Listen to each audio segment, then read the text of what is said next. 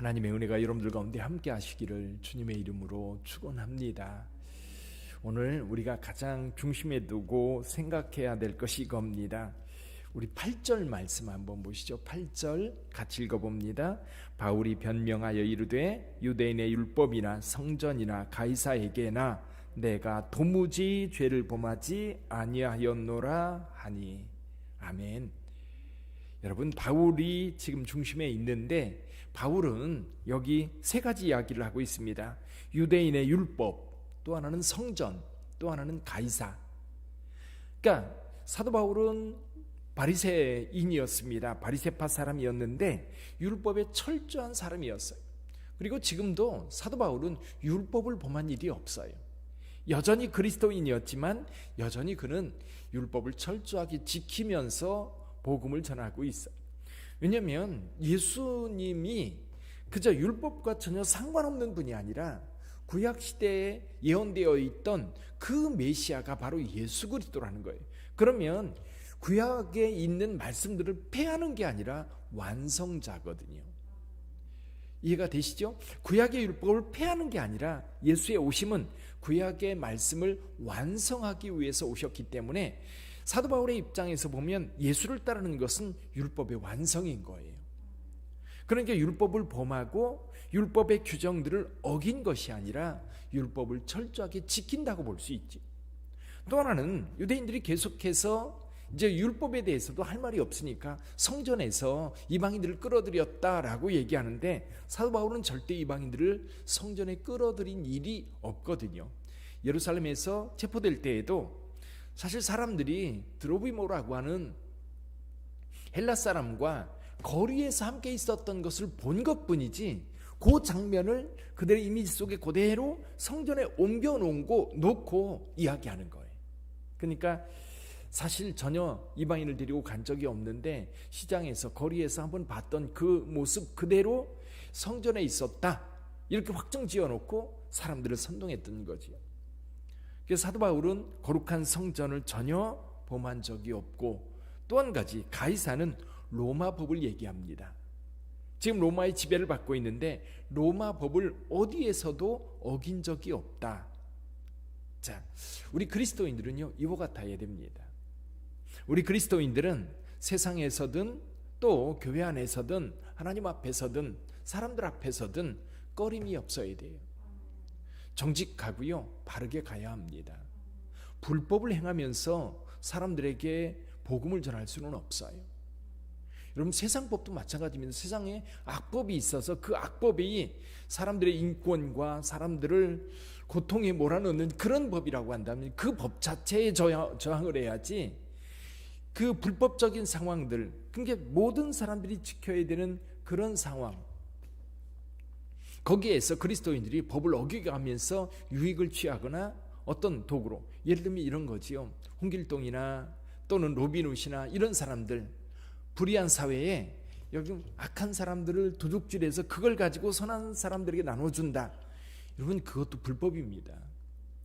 선한 일을 위해서 불법을 저지르면 안 돼요.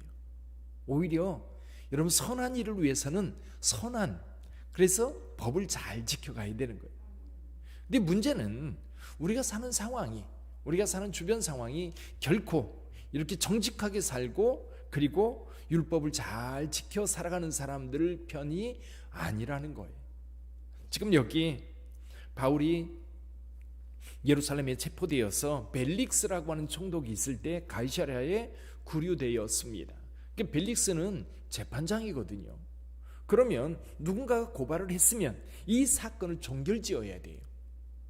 그래서 오늘날도 이런 법이요, 소송법이라는 게 있습니다. 소송법이라는 게 있어서 어떤 사건이 벌어지면 그 사람을 이제 구속영장을 발부해야 구속할 수 있다.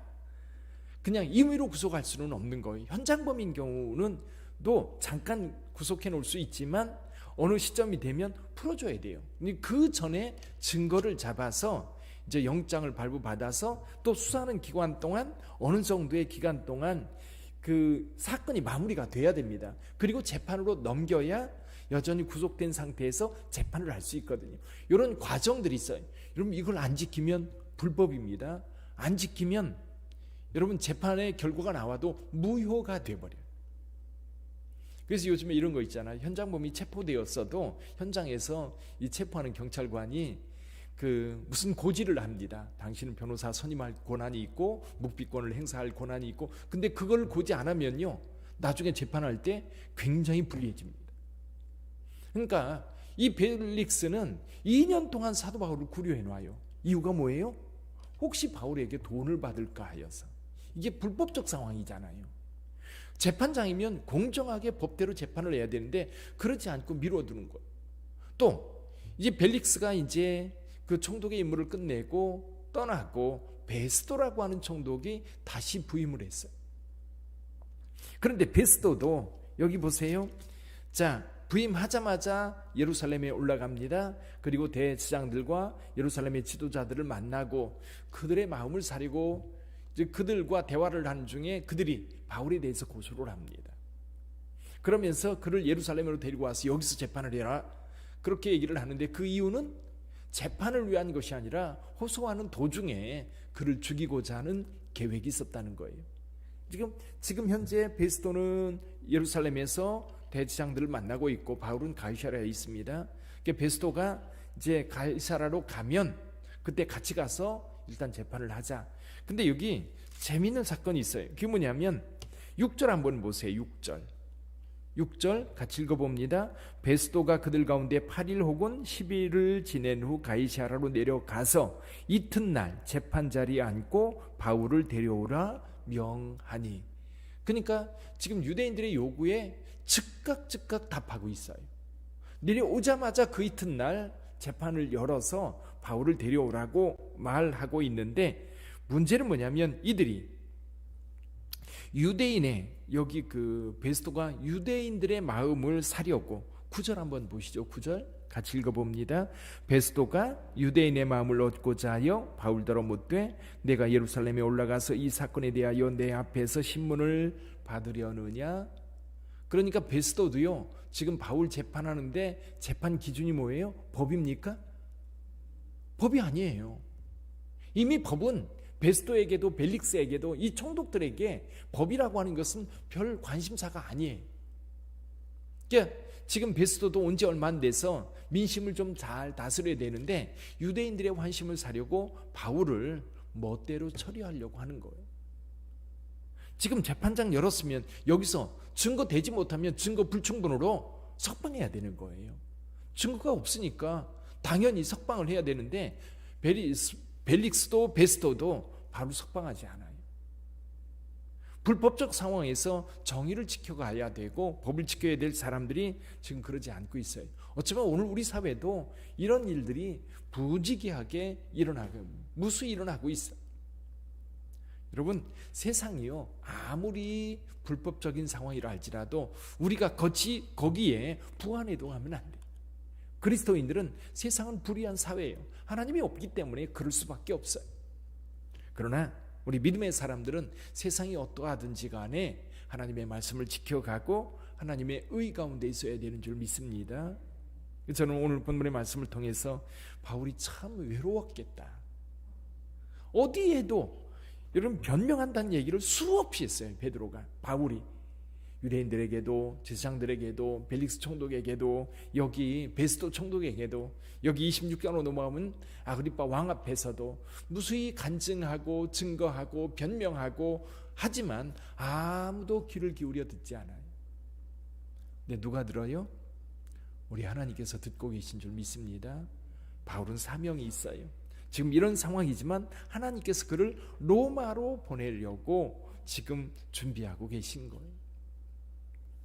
사랑하는 성도 여러분, 오늘 하루를 살아갈 때도요 여러분 정직하게 주의 말씀 따라 그 길을 가는 저와 여러분들이 되기를 바랍니다.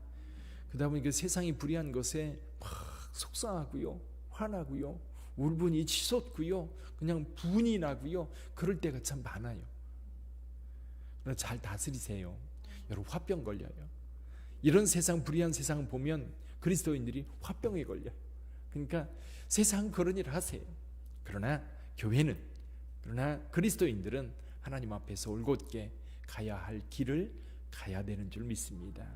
그래서 오늘 또 바울의 마음을 가지고 불의한 사회 속에 산다 할지라도 올곧게 주님의 길을 가면 주께서 여러분들의 길을 축복해 주시고 인도해 주실 줄 믿습니다. 기도하겠습니다.